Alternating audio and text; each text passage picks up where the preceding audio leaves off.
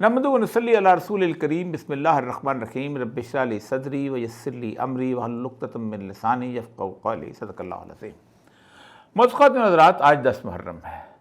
नवासा रसूल जिगरगोशा बतूल सैयदना इमाम हुसैन अलैहिस्सलाम व रज़ियल्लाहु तआला अन्हु की शहादत का दिन है। आज के दिन मुसलमान नौहाख़ानी करते हैं, सोज़ख़ानी करते हैं, उनकी याद में मजालस मुनक़्क़द करते हैं और फिर उसके बाद अगले दिन ये दुख और ये गम हमारे दिलों से अलविदा हो जाता है। मुसलमानों में शिया हो, सुन्नी हो या किसी भी और मसलक से ताल्लुक़ रखने वाला शख्स हो, वो सैयदना इमाम हुसैन की मज़लूमियत के साथ शहादत का चिराग अपने दिल में ज़रूर रोशन रखता है। कोई शकील कल्ब भी होगा जो इस घराने की इस तरह की मज़लूमाना शहादत के बारे में ज़रा से मुख्तलिफ जज्बात रखता हो। करबला बुनियादी तौर पर न सिर्फ मुसलमानों की तारीख़ का एक बड़ा इस्तारा है, बल्कि अदब के हिसाब से पूरी दुनिया के अदब जो हैं उनके अंदर करबला एक मज़लूम शख्स की शहादत के तौर पे पेश नहीं किया जाता, बल्कि एक मज़लूम शख्स की उस सदा के तौर पर पेश किया जाता है जो ज़ालिम हुक्मरानों के सामने आवाज़ बुलंद करती है। यही वजह है कि गुज़श्ता कई अरसे से, तवील अरसे से सैयदना इमाम हुसैन की शहादत के मकसद को हम भूलते चले जा रहे हैं। और उसकी एक बुनियादी वजह यह है कि मुसलमानों पर जो हुक्मरान मुसल्लत हैं वो खालिसतन उस तागूत ने मुसल्लत किए हैं कि जिन्होंने इस रूह को हमसे छीनने की कोशिश की है, कि जो रूह मुसलमानों का कभी तुर्रा इम्तियाज़ हुआ करती थी, वो किसी तौर पर भी जुल्म, जौर और नाइंसाफ़ी की हुकूमत को तस्लीम नहीं करते थे। सैयदना इमाम हुसैन जिस दौर में इस करबला के मैदान में उतरे हैं, उस दौर को थोड़ा सा इस हवाले से मैं बयान करना चाहता हूँ कि क्या वजह थी कि आप जो थे वो इस बड़ी कुर्बानी के लिए तैयार हो चुके थे। बुनियादी वजह ज़रा उस मिसाल से ले लीजिए कि जब भी कभी किसी शख्स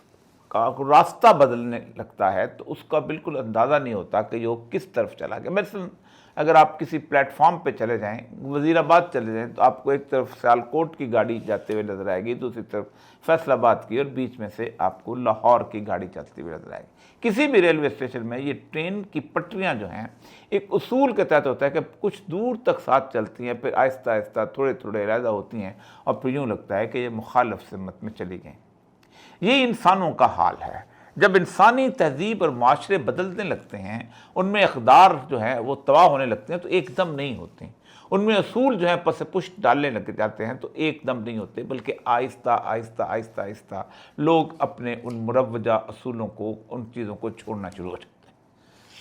हैं। सैयदुल अंबिया सल्लल्लाहु अलैहि वसल्लम ने जो रियासत मदीना कायम की थी, उस रियासत मदीना के बारे में आपने ख़ुद कहा था कि मेरे बाद 30 साल तक ये खिलाफत जो है अला मिनहाज नबुव्वा जो है वो कायम रहेगी। यही वजह है कि उस वक़्त तक मुसलमानों के अंदर खिलाफत का जो तसव्वुर था, अमीर का जो इंतखाब था, और उसके साथ साथ उनके अंदर वो तमाम तर बैतुल माल की हुर्मत और उसके बाद नेपोटिज़म जिसे कहते हैं, अकबरा परवरी, और ये सारी चीज़ें उनसे दूर रही थी। इंसाफ का मायार इस कदर था कि सैयदना अली रज़ियल्लाहु ताला अन्हु एक यहूदी के साथ एक ज़िरा का मुकदमा इसलिए हार जाते हैं कि उनके पास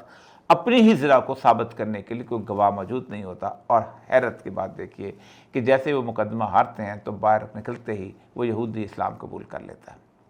लेकिन हुआ ये कि जब सैयदना इमाम हुसैन यजीद की बैत से इनकार करके मदीना से निकले हैं और फिर मक्का पहुँचे हैं, फिर मक्का में भी हज को आपने तर्क करते हुए कूफा की तरफ रवानगी इख्तियार की है, तो आप कूफा को अपना मस्कन बनाना चाहते थे ताकि अब कूफा के लोगों को उन जो 12-13 हज़ार खतूत थे रवाम की वजह से आप अपनी दावत व तबलीग बताएं और इस हुकूमत के जो कारनामे हैं उनके बारे में लोगों को बताएं। इस्लाम के अंदर उसके मुकम्मल कुछ अदारे हैं कि जिन अदारों की आहिस्ता आहिस्ता तबाही का आगाज़ हो चला था, जिनमें सबसे पहला अदारा जो था वो आप खिलाफत का अदारा था। सैयदना अबू बकर सिद्दीक़ जब सकीफ़ा बनु सादा में आए हैं तो सैयदना उमर ने जब उनके हाथ पर बैत की है तो आप सोचें کہ بحیثیت مجموعی تھوڑے سے رد و قت کے بعد پوری امت نے انہیں تسلیم کر لیا، اور کوئی بھی ایسا نہیں تھا کہ جس کو اس طرح کا اختلاف ہو کہ وہ پرچم بلند کرے، جبکہ سیدنا علی رضی اللہ تعالی عنہ جو سمجھتے تھے کہ شاید اس میں ہمارا بیت المال اب اہل بیت کا تھوڑا سا حق ہے، وہ بھی ان کے مشیر خاص کے طور پر رہے، یہاں تک کہ آپ کے تعلقات کا عالم یہ تھا کہ حضرت ابو بکر صدیق کی زوجہ سیدہ اسماء بنت میس ان لوگوں میں شامل تھیں جو سیدہ فاطمہ رضی اللہ تعالیٰ عنہ کی آخری ایام میں تیمارداری کرتی تھیں، اور انہی کے ہاتھ میں سیدہ فاطمہ جگر گوشہ رسول صلی اللہ علیہ وآلہ وسلم نے آخری وقت گزارا۔ یہ تعلقات کا لیول تھا۔ اس کے بعد سیدنا عمر کی حکومت ہے، وہ اگرچہ کہ انہوں نے ان کو نامینیٹ کیا تھا، لیکن اس کے باوجود بھی وہ حکومت جو تھی وہ کسی نہ کسی طور پر مسلم امہ کو بحیثیت مجموعی تسلیم تھی۔ لیکن جب سیدنا عثمان کا وقت آیا تو 2 اصول حضرت عمر نے متعین کیے۔ آپ نے 6 لوگوں کی ایک کمیٹی بنائی اور اس میں کہا کہ ان میں عبداللہ بن عمر کو شامل تو کر لو، اس سے مشورہ لے لو، لیکن موروثیت جو ہے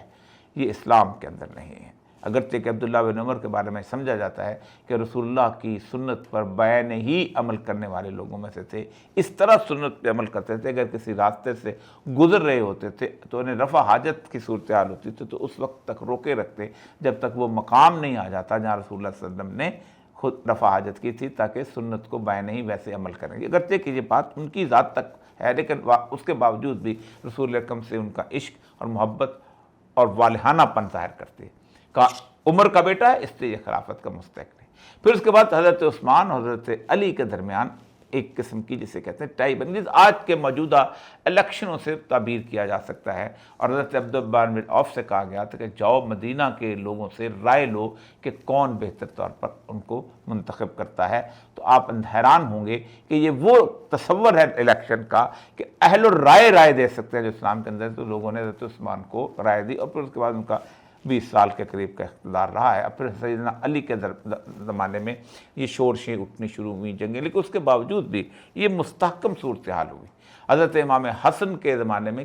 بہت حد تک جو تھا، انہوں نے جب سیدنا امیر معاویہ کے ساتھ جب صلح کی تو حالات جو تھے وہ ایک اجتماعی صورتحال میں بہتر ہو گئے۔ لیکن اس خلافت کے بعد اصل چیز یہ تھی کہ 2-3 چیزیں ایسی تھیں کہ جو مسلمانوں کے اندر بعد میں آئیں، اور امام حسن کی شہادت کے بعد، سیدنا امام حسین کی شہادت کے بعد، ان 2 واقعات، بہت بڑے واقعات، تھوڑا سا فاصلہ ہے، اس کے اندر بات بگڑنی شروع ہوئی تھی کسی نہ کسی حد تک۔ لیکن امام حسین کے بعد جو حالات ہوئے، اسلام کے بنیادی انسٹیٹیوشن جو تھا، جو خلافت جو تھا، اس کو موروثیت نے گھیر لیا، اور وہ ملوکیت آ گئی اس کے اسلام کے اندر، جس کے اندر باپ کا بیٹا، باپ کے بعد بیٹا، بیٹے کے بعد اس کا بیٹا، اس کے بعد اور بنی امیہ، پھر بنی عباس، پھر اس کے بعد آل بویا، پھر اس کے بعد خلافت عثمانیہ، اور پھر فاطمی سلطنت۔ کون سی چیزیں ہیں کہ جن میں کوئی شخص بھی، خواہ وہ کسی بھی قسم کے کردار کا آدمی ہو، اسی لیے محترم اور معزز ہوتا تھا کہ جس وقت کوئی شخص جو تھا وہ اس کا بیٹا یا اس کا رشتہ دار یا بھائی کیوں نہ ہو۔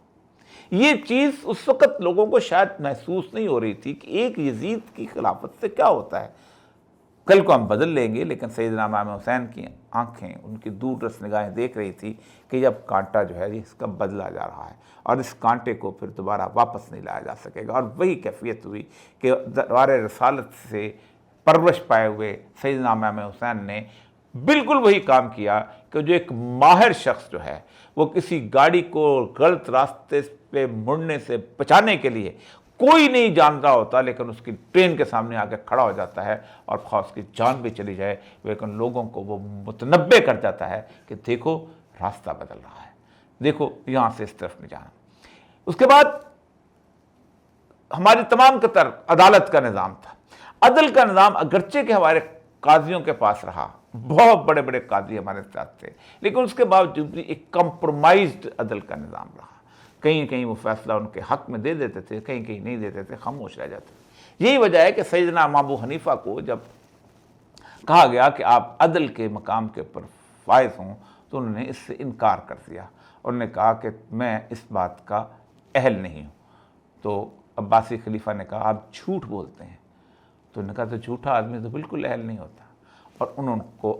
انہوں نے جیل میں ڈال دیا اور ان کے سر پر 20 کوڑے مارے جاتے تھے، یہاں تک کہ آپ کی شہادت جو ہے سیدنا ابو حنیفہ جیل کے اندر ہوئی۔ اور بعض روایات یہ بھی ہیں کہ زہر کا پیالہ ان کے سامنے لایا گیا۔ امام احمد بن حنبل کا اتنا بڑا واقعہ ہے کہ اس وقت تمام قضاء کا محکمہ جو تھا امام احمد بن حنبل کے خلاف ہو چکا تھا، اور ایک قرآن کو خلق کا جو تھا تصور دے رہے تھے، یہ قرآن ایک مخلوق ہے۔ اب مخلوق جو ہوتی ہے اس کے بارے میں اس وقت اس شخص کو پتہ، عام آدمی اس وقت نہیں سمجھتا کہ بات ہے قرآن جو ہے مخلوق ہی ہے، اللہ کے منہ سے نکلی زبان ہے تو مخلوق ہے، لیکن وہ سمجھتے تھے کہ اگر ایک دفعہ قرآن کو مخلوق کہہ دیا گیا تو یہ بالکل ویسے ہو جاتا ہے جیسے بال مخلوق ہیں، اب جیسے چاہیں تراش خراش کر لیں، جیسے درخت مخلوق ہیں اس کو تراش کر، خالق کا زبان خالق ہی ہوتی ہے۔ اور اس کے اوپر انہوں نے اتنے کوڑے کھائے ہیں کہ یعنی ان کو کوڑے مارے جاتے تھے، اس طرح کے کوڑے مارے جاتے تھے کہ ہر 5 کوڑے کے بعد نیا آتا تھا، اور اگر ہاتھی کو مارے جاتے تھے بالکل۔ یہ وہ سنت سیدنا امام حسین تھی جو ان لوگوں نے زندہ کی۔ زید بن علی کی جو شہادت ہے، مظلومانہ شہادت، وہ حضرت امام زین العابدین کے بیٹے، وہ بھی اسی روایت کی ایک کڑی ہے کہ امام نفس زکیہ کی شہادت اسی روایت کی کڑی۔ انہوں نے زندہ رکھا کہ ہر وہ ظالم حکمران، ہر وہ شخص جو اسلام کے بنیادی نظام عدل سے انحراف کرتا ہے، اس کے خلاف کھڑا ہونا دراصل سیدنا امام حسین کی سنت اور رسول اکرم صلی اللہ علیہ وسلم کی ہدایات کے مطابق ہے۔ پوری کی پوری انسانی تاریخ کے اندر شاید ہی کوئی شخصیت ایسی ہو کہ جس کی مظلومیت نے ظالم حکمران کو مکمل طور پر پوری رہتی دنیا کے لیے لعنت اور ملامت کا باعث بنا دیا گیا۔ 72 نفوس، جن میں سے بچے، عورتیں اور یہ جو شامل تھے، لیکن سیدنا امام حسین کا جو تصور تھا، جو ان کا کھڑا ہونا تھا، جو قیام تھا، وہ اس قیام کی حالت دیکھیں کہ جس کوفہ میں وہ گئے ہیں وہ پورا کا پورا کوفہ بدل چکا ہے۔ امام مسلم بن عقیل جب نماز پڑھانے نکلے ہیں تو لوگوں نے جو مڑ کے دیکھا ہے، جب انہوں نے سلام پھیرا ہے، جب مڑ کے دیکھا ہے تو پیچھے کوئی شخص نہیں تھا۔ ابن زیاد کی آمد کے بعد ہر کوئی چھوڑ چکا تھا۔ یہی وجہ ہے کہ امام زین العابدین جب واپس آئے ہیں تو انہوں نے جب کوفہ کے بازار میں ان کو لایا گیا، سیدنا امام حسین کا جو سر مبارک لایا گیا ہے، تو انہوں نے کوفہ کے شہریوں سے مخاطب ہو کے کہا تھا، ہمیں ان تلواروں سے زیادہ دکھ اور تکلیف نہیں پہنچی جس سے میرے خاندان کو شہید کیا ہے، جتنا کوفے والوں تمہاری خاموشی سے پہنچی۔ یہ بات برست سیدنا زین العابدین کی نہیں تھی، بلکہ رسول اکرم صلی اللہ علیہ وآلہ وسلم کی تھی کہ اللہ تبارک و تعالیٰ کسی بستی پر اس وقت تک عذاب نازل نہیں کرتا جب تک اس بستی کے لوگوں میں ایک عیب شامل نہ ہو جائے کہ تم وہ استطاعت رکھتے ہوں، طاقت رکھتے ہوں، قوت رکھتے ہوں اور اپنے سامنے ہوتی ہوئی برائی کو نہ روک سکیں، پھر اللہ تعالیٰ جو ہے وہ ہر خاص و عام پر عذاب نازل کرتا ہے۔ یہی وجہ ہے کہ اس کے بعد جب مختار سکوی کی حکومت آئی ہے تو پھر اس کے بعد تہس نہس کر دیا گیا۔ حجاج بن یوسف کون ہے پھر جس کو اس نے اس کوفہ کے شہریوں پر ظلم و بربریت کے پہاڑ نہیں توڑے؟ اس لیے کہ وہ ایک سزا تھی جو مسلسل ان کے اوپر نافذ کر دی گئی تھی۔ یہ چیز جو ہے دنیا کی بے شمار امتوں کے ساتھ ہوتے کہ جو ظالم حکمران کے سامنے کھڑے نہیں ہوتے، جو سیدنا امام حسین کے اس درس کو جو ہے وہ اپنے آپ کو ساتھ لے کے نہیں چلتے، اس کی پیروی نہیں کرتے، ان کے ساتھ یہی ہوتا ہے۔ آج میں چونکہ آج ہمارے تشیع بھائیوں کا بنیادی طور پر وہ ہے ان کا سوگ کا عالم ہوتا ہے، میں ان کے سامنے 2 کتب جو ہیں میرے سامنے آج رکھی ہوئے ہیں۔ یہ آیت اللہ شریعتی جو ہیں، ڈاکٹر شریعتی جو ہیں، ان کی کچھ کتب ہیں۔ ڈاکٹر علی شریعتی یہ ایران کے بہت بڑے عالم تھے، ان کا مدرسہ حسینیان جو ہے وہ وہاں پر جو تھا، وہاں پر مدرسۃ الارشاد جو تھا وہ شریعتی روڈ کے پر تھا۔ ان کی 2 کتابیں میرے سامنے ہیں، ایک تشیع صفوی اور تشیع علوی، اور دوسری جو ہے یہ سرخ شیعت۔ تشیع صفوی اور تشیع علوی میں انہوں نے کہا ہے کہ ہم نے، حکمرانوں نے، وہ لوگ جو کہ بنیادی طور پر صرف شیعہ تھے لیکن اپنے اقتدار کو انہوں نے قبضہ کرنے کے لیے انہوں نے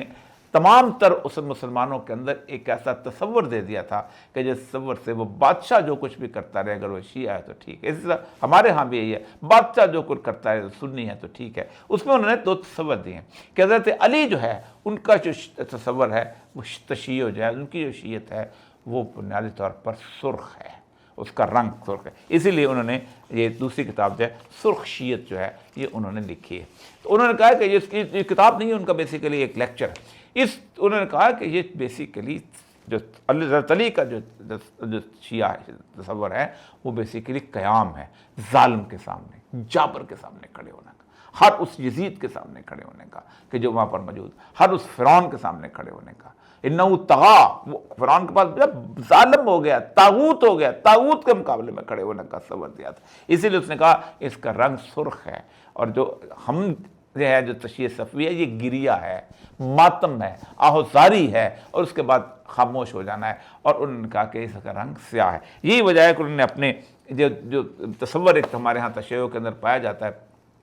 کہ اپنی بات کو، اپنی چیزوں کو تقیہ کا تصور نے کہا تقیہ انجمنوں، سرگرمیوں، روابط، شخصیتوں اور طاقت کے تحفظ کے منصوبوں، اشخاص اور گروہوں کو حکمران وقت کی اظہار ثانی سے بچانے کی فنکارانہ صورت پیدا کرتا ہے۔ ان حکمرانوں سے تعلق رکھنے والے مذہبی گروہوں کی شکل قلبی یا تو انہیں غیر مسلم قرار دے کر ان کے خلاف جاہل عوام کو کھڑا کر کے شیعہ تاریخ کو بدنام کر سکتی ہے، یا اذیت لسانی کے ذریعے تباہ کر سکتی ہے۔ ایک ایسا تصور جو کہ تقیہ کا، جس کے بارے میں کہا کہ بالکل جان بچانے کا عالم ہو جائے، وہ ہمارے ہاں بھی اس طرح کا ہے کہ اگر آپ کو جان بچانی پڑ جائے تو اس وقت بے شک آپ اپنے مذہب کو، اپنی بات کو چھپائیں اور اپنی جان کو بچائیں، کیونکہ جان بنیادی تر چیز ہے۔ لیکن یہ معاملہ جو ہے نہ کسی امام کے اوپر ہے اور نہ کسی نبی کے اوپر ہے۔ نبی جانیں دیا کرتے ہیں، نبی تقیہ نہیں کرتے، نہ امام تقیہ کیا کرتے ہیں، کیونکہ ان کو تو نہ ہی کوئی خلیفہ، نہ کوئی اس کا نائب جو ہے وہ تقیہ کیا، ایک عام آدمی، لیکن ایک تصور بنا دیا کہ بادشاہ ہے، ظالم ہے یہ۔ تو سنت امام حسینی جو تھی وہ اس کے اندر گم ہو گئی۔ دو احادیث آج آپ کے سامنے رکھ رہا ہوں،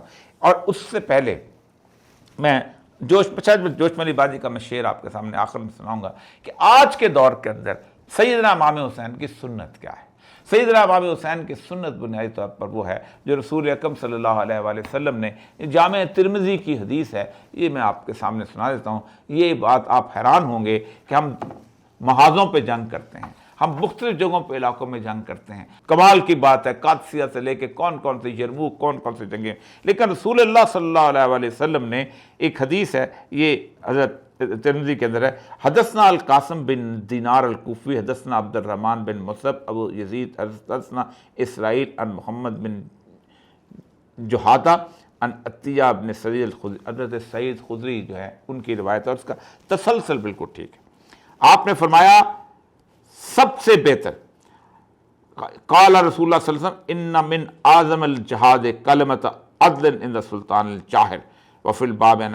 کہ آپ نے فرمایا کہ بڑا جہاد، سب سے افضل جہاد، سب سے عظیم جہاد ظالم بادشاہ کے سامنے کلمہ حق کہنا۔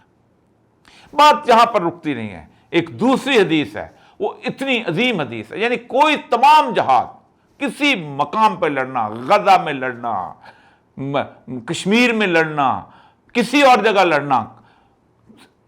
آج کے دور کے اندر اس سے بڑا اور افضل ترین جہاد یہ ہے کہ آپ ظالم بادشاہ کے سامنے کلمۃ الحق کہیں۔ اور دوسری یہ سلسلہ حدیث سید علامہ ناصر البانی صاحب نے وہ تمام حدیثیں جو اکٹھی کی ہیں، ان حدیث میں بھی ایک عام ترین ان کا جو اس کا باب ہے، وہ باب جو ہے یہ ان کا اس میں ہے مناقب مائے، یعنی مختلف صحابہ کے مناقب۔ اب پوری امت اس بات پر متفق ہے، رسول اکرم صلی اللہ علیہ وسلم جو ہیں انہوں نے سید الشہداء یعنی شہداء کے سردار کا لقب جو ہے وہ حضرت حمزہ جو احد میں شہید ہوئے تھے، حمزہ بن عبد المطلب کو کیا، لیکن اس کے ساتھ ساتھ آپ نے کہا سردار اور بھی پیدا ہوں گے۔ آپ فرمایا حضرت ان جابر النبی صلی اللہ علیہ وسلم قال سید الشہداء حمزہ بن عبد المطلب ورجل قام الی امام الجائر، اللہ اکبر، دیکھو شہیدوں کا سردار سیدنا حمزہ ابن عبد المطلب ہیں، اور وہ شخص جو ظالم بادشاہ کے سامنے کھڑا ہو گیا، فَأَمْرُهُ وَنَهَاهُ، اور اس نے اسے شریعت کے مطابق عمل کرنے کا کہا اور اسے روکنے کی کوشش کی، جس نے ظالم کام کو حکم دیا اور حرام امور سے منع کیا، یعنی فَأَمْرُهُ وَنَهَاهُ، اس کا ترجمہ یہی ہے کہ تَأْمُرُونَ بِالْمَعْرُوفِ وَتَنْهَوْنَ عَنِ الْمُنكَرِ۔ تَأْمُرُونَ بِالْمَعْرُوفِ یہ کہ ظلم کرتا ہے، بچیوں کو اٹھا رہا ہے، بچوں کو پہ ظلم کر رہا ہے، نوجوانوں پہ ظلم کر رہا ہے، بے گناہوں کو اٹھا رہا ہے، اس کے انگریز کے وہ تمام قوانین اینگلو سیکسنز لا لگے ہوئے ہیں، وہ شخص قتل ہو اور اس نے اس کو قتل کر دیا۔ فرمایا وہ شخص سید الشہداء ہے۔ دنیا کے اندر کسی بھی قوم کے اندر بڑے سے بڑا ایوارڈ شہید کا ہو، نشان حیدر ہو یا کوئی سعودی عرب کا ایوارڈ ہو یا کوئی اور ایوارڈ ہو، قطر کا ہو، کوئی بھی ایوارڈ، مصر کا ہو، جو بھی ایوارڈ لے کے شہید آتا ہے، اس شہید سے افضل نہیں ہے، یہ ان تمام شہیدوں کا سردار ہے جو کہ ظالم بادشاہ کے سامنے کلمہ حق کہے اور اس میں وہ قتل کر دیا جائے۔ جوش کی ایک ربائی ہے بہت خوبصورت، وہ اس پہ اختتام کروں گا۔ مجروح پھر ہے عدل و مساوات کا شعار، اس 20ویں صدی میں ہے پھر طرفہ انتشار، پھر نائب یزید ہیں دنیا کے شہریار، پھر کربلائے نو سے ہے نوئے بشر دشار، اے زندگی جلال شہ مشرقین دے، اس تازہ کربلا کو بھی عزم حسین دے۔ وآخر دعوانا الحمدللہ رب العالمین۔